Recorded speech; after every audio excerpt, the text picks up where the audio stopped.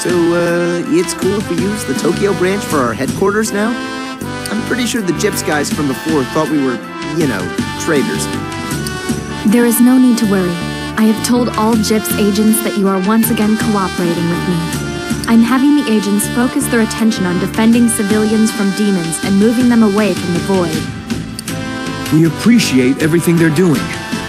It's good to know we aren't turning a blind eye to the less fortunate, even when Canopus is our priority. There is no need to thank me.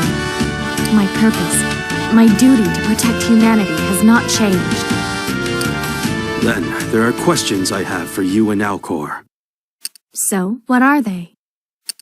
Please, ask me anything. First, what exactly is Canopus? We'll need to understand that before we can devise a plan to deal with him. At this moment, Canopus is the most powerful and dangerous enemy that humanity and this world have ever faced. All I know of Canopus is what I have learned from Miyako Hotsui. Perhaps she should be the one to explain. Very well. I will answer any questions you have about Canopus. Canopus is a control system that oversees the Akashic Record and the administrators.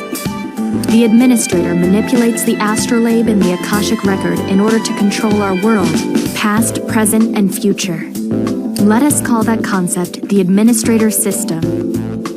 When the system is struck by an error too far-reaching to be amended by the administrator, Canopus steps forth.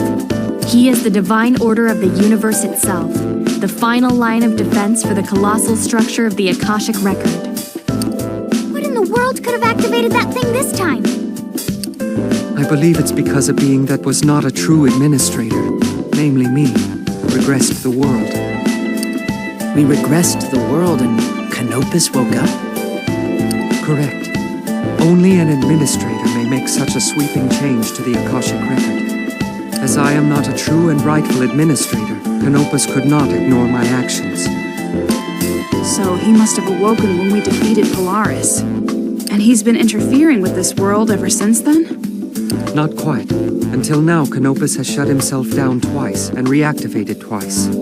Let me see. Would you like me to explain what has happened in this world regarding Canopus up until now? Understood. This all began when we defeated Polaris. I divided her administrative authority amongst each of you. Then, I began manipulating the Akashic Record to regress the world. However, because I was not a rightful administrator, my manipulation of the Akashic Record was perceived as an error. That action triggered Canopus's awakening. He began to attack me as I attempted the regression. Shining, you may not remember, but you shielded me from his attack. However, in your selflessness, the attack from Canopus began unraveling your data in the record. Nevertheless, you bought me enough time to finish the first regression. In the new world, you did not exist, for the damage to your data was too great. So that's why he wasn't there in the second world. At the time, I had no idea about the existence of Canopus or what had truly happened to the Shining One. After the regression, there was no more need for me to manipulate the Akashic Record. Therefore, Canopus ceased his assault on me. After, Canopus still registered the lack of an administrator as an error, and so he created Arcturus. He also created Spica and Denebula, so that Arcturus would have its swords. Canopus then ceased his activity, concluding that all errors had been amended. So, Canopus created the Triangulum? I had no idea. They are instruments of death, crafted by the divine order of the universe. The second world began with the creation of the Triangulum and the disappearance of the Shining One. In the second one, you fought the Administrator and its swords without the Shining One's leadership. After the dreadful final battle, you managed to repel the invaders. Yet, the world was all but destroyed. Everyone save Yamato Hotsuin and myself had been Yamato Hotsuin and I decided to regress the world once more, but in order to restore the Shining One's data, Yamato Hotsuin decided to remain in the Akasha Stratum. He managed to resurrect the Shining One in the Third World. However, in exchange, Yamato Hotsuin was lost to us. Sensing the world was undergoing another regression, Canopus stirred once more. However, I was able to complete the second regression before Canopus began his assault on me. But as I was not a true administrator, the Triangulum were reincarnated once more. As a further measure to safeguard the system, Canopus shut down all functions of the astrolabe.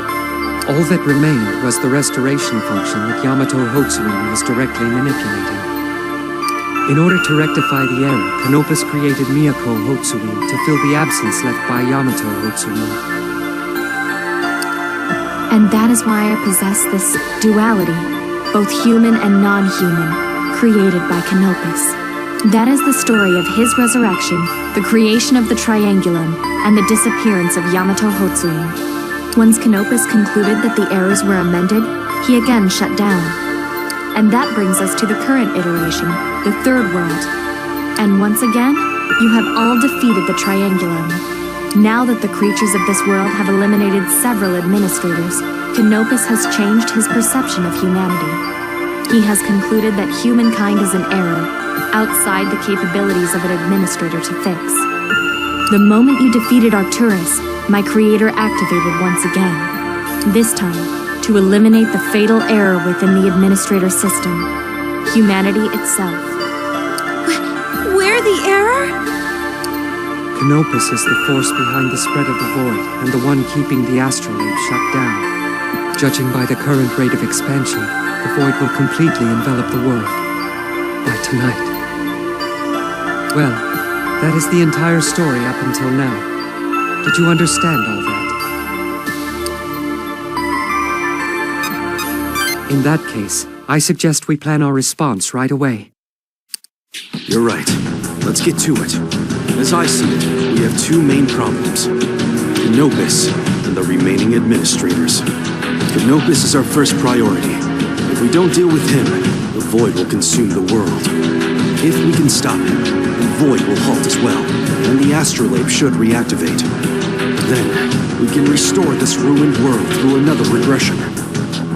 However, even if we are able to defeat Canopus, other administrators may invade in the future. Isn't that correct, Miyako? Yes, unfortunately. Polaris and Arcturus weren't the last of the administrators. There's a long line of beings ready to take their place. Mirai, Alfir, Alderamin, Deneb. Each has a number of swords that serve them. We are frighteningly outnumbered, to say the least. Humanity has eliminated 3 administrators. They surely perceive us as a grave threat. It is likely the other administrators will come in the near future in order to purge humankind. Frighteningly outnumbered. If that's the case, do we even stand a chance? We only barely won against Arcturus and Polaris. Yes, we will have to deal with them in time, but for now we should focus on defeating Canopus and reactivating the astrolabe. Maybe we can find a solution to the other administrators once we have the astrolabe. But either way, we need it. The astrolabe is our only hope to restore the world. I agree. However, we cannot discount Canopus's power. He is the divine order of the universe itself. We're mere pawns before the order that he governs. He is far too powerful an enemy. Arcturus and Polaris were formidable foes, but Canopus is even more of a threat than they. Not only that, first of all, Canopus does not exist within this world, or even within the Akasha stratum. He exists completely beyond our realm. Furthermore, he is beyond the concept of death itself. His body is immortal. Canopus is an eternal entity. He will never cease to function. Eternal entity? Do you mean to say those things that attacked Chief Yamato in the Akasha stratum? Those invincible creatures didn't appear in the app's database. Do you know anything about them? Are they related to Canopus somehow? If they weren't in the database, you likely faced shards of Canopus. Even if they are just fragments of his being, they too are invincible. Sounds about right. Those things were troublesome. As I have said, Canopus is the divine order of the universe itself. He is forged of the 4 prime factors: heat, gravity, space, and time. Those 4 factors make up the world as we know it. Hence, fighting Canopus means fighting the world itself. There is no way to defeat such a being. Let me explain it this way. What happens when one tries to set fire ablaze? Nothing. And fighting water with more water? Equally pointless. The only effective pairing is to match fire and water against each other. Canopus is made of the factors that govern the physical world, so he has infinite defenses. He can negate any attack. At the same time, his own attacks are always fatal to those who would oppose him. Therefore, we must acknowledge that Canopus is an invincible foe. Our only hope would be to somehow gain dominance over the 4 factors that he controls. So, we need a solution to the following problems. How to reach Canopus, how to counteract his invincibility, and what to do with the prime factors he controls. So it would seem. I should be able to find a way to reach him, so please leave that to me. If I modify the special terminal in the Sky Tower, we should be able to reach Canopus through that. Excellent. In the meantime, the rest of you should search for a way to defeat Canopus. However, even Miyako Hotsuin will require aid with an undertaking of this magnitude. Please, allow me to assist you. Then it's our responsibility to find a means of dealing with Canopus and the administrators. I am counting on you then. Please, help us to save this world. Alcor and I will head to the terminal. We should be able to finish the modifications before the day is over. Please call if you need me for anything. The rest of you, you know what we're going up against.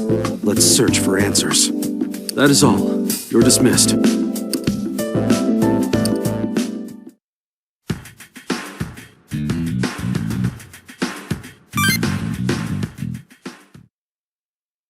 Ah, Shining One. My apologies, but the modifications on the terminal are not yet complete. I was just thinking on how we shall put the astrolabe to use, once we have control of it, of course.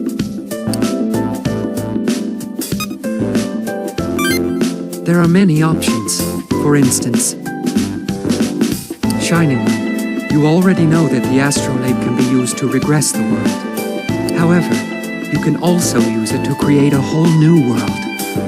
The new world would not be bound by the same system. You would be free from invasion by the administrators and their swords. But mankind would have to begin anew in a primeval world. All of your culture and technology would be lost. Does such a path tempt you?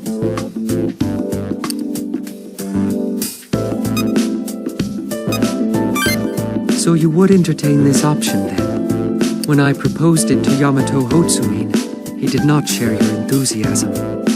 There are other possibilities as well. You could place a rightful administrator on the throne. We could use the astrolabe to transfer the authority from each of you to an administrator. However, it is possible that at some point in the future, another administrator will try to destroy mankind. If it happened with Polaris, it might happen again with another.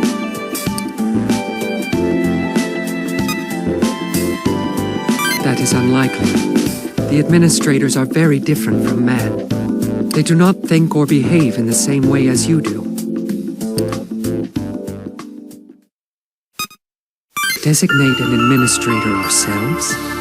What an interesting notion, Shining One. To create a new administrator. I suppose it may be possible. By transferring the authority, we could turn a new being into an administrator.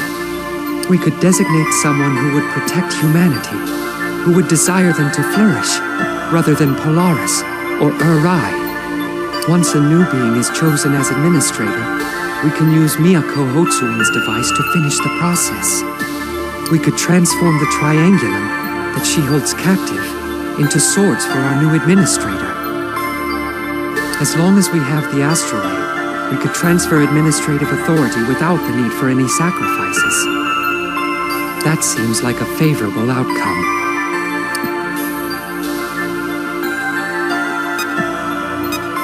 I could volunteer for the task. However, it would leave us with another large issue to contend with.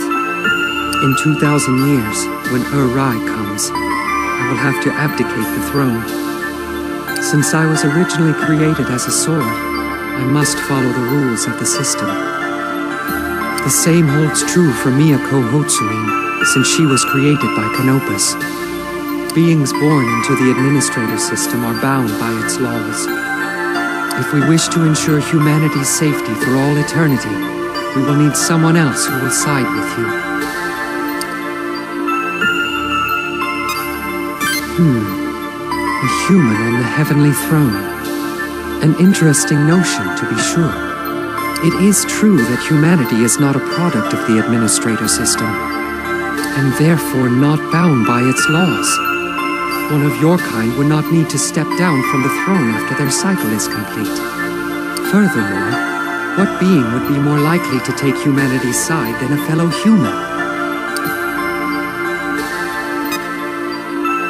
Whomever you select will be guiding the fate of the world. This decision requires careful thought. A human being taking the throne as an administrator. It is certainly fascinating to consider.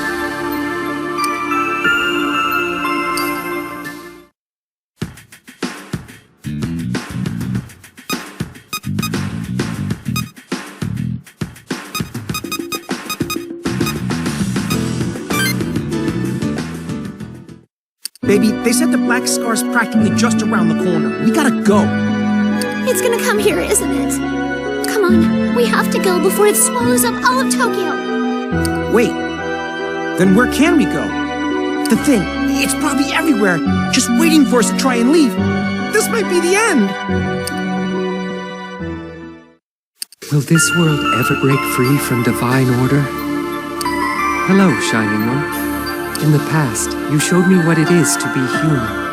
You cleared my anguish with the light of your potential. However, I used that potential as an excuse. I fear I forced you to accept that vast power. Yes, the power that allows humans to weave the fate of this world. Sometimes a power so great can become the chains that bind freedom. Alas, was it a mistake to entrust you with such power?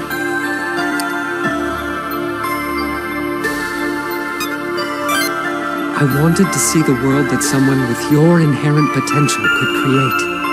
I wanted to see how you live in that new world, free from Polaris's control. Shining One, may I wager on your potential once again? Please, show me the new futures you can create.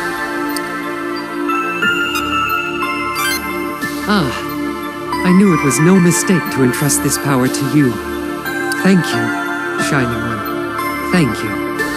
I must return to my work. Farewell for now, Shining One.